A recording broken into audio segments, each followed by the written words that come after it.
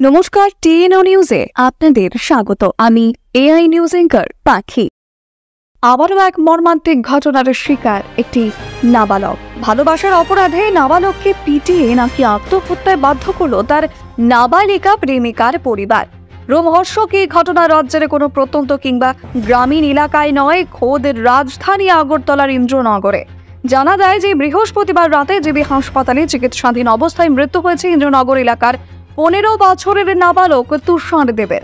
তুষার দেব গত 25 জুলাই নিজের বাড়িতে কীটনাশক ওষুধ খেয়ে আত্মহত্যার চেষ্টা করেন। পরবর্তীকালে তাকে জিবি হাসপাতালে ভর্তি করা হলে তাকে মৃত বলে ঘোষণা করেন ডাক্তারবাবুরা। তুষার দেবের মায়ের অভিযোগ, আগরতলার এক নাবালিকা মেয়ের সাথে তার ভালোবাসার সম্পর্ক ছিল। সেই অপরাধে মেয়ের পরিবারের লোকেরা তাকে বাড়িতে ডেকে এনে প্রচন্ডভাবে মারধর করে এবং তাকে যথেষ্ট অপমান করে। সেই অপমানে সহ্য করতে না পেরে অবশেষে তুষার দেব আত্মহত্যার পথ বেছে নেয়।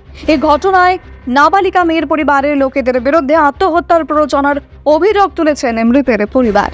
এখনকার মতো সংবাদ এ পর্যন্তই। পরবর্তী নিউজ ও আপডেটস দেখার জন্য অবশ্যই চোখ রাখুন টিএনও নিউজের পর্দায়।